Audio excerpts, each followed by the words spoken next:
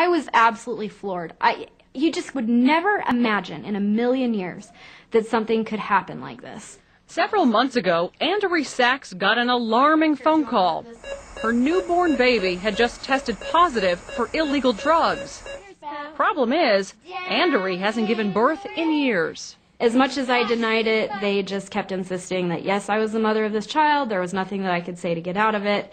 To make matters worse, authorities showed up at her door the next day, calling her an unfit mother and threatening to take away all 4 of her kids. When you know you're innocent and you didn't do anything wrong, it just absolutely, I was in tears. I was a wreck.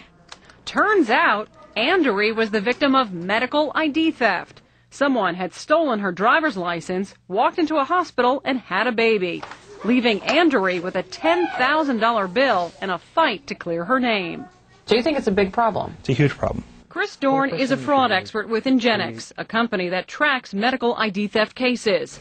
He says victims have more worries than just fraudulent doctor bills. Your medical records can also be altered, with the crook's information substituted for your own. Inadvertently, your blood type can be changed, your medications that you're on that can be changed, your underlying medical conditions can be changed. Which can be life-threatening. Certainly. That's a scary thought. It is. To crack down on the problem, some hospitals like this one outside Hartford, Connecticut, are now asking patients for proof of identification. Could I get a driver's license or a photo ID and your insurance card? Administrators say the policy went into effect after a rash of medical ID thefts, and it's working. About 2 to 3 times a week we have patients that come in, then when we ask them for the ID, they'll say it's in the car, go out to their car and don't return. Come here.